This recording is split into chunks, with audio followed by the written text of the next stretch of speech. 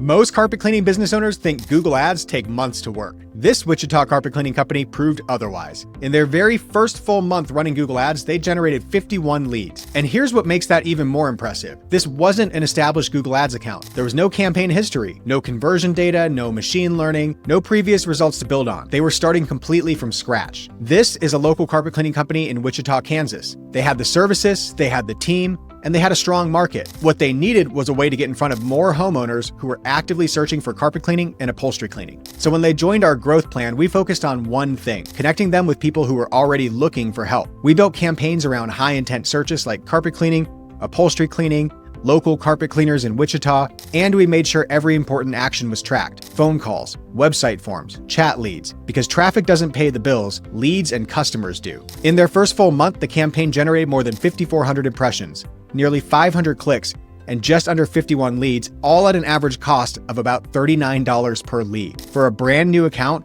that's a strong start.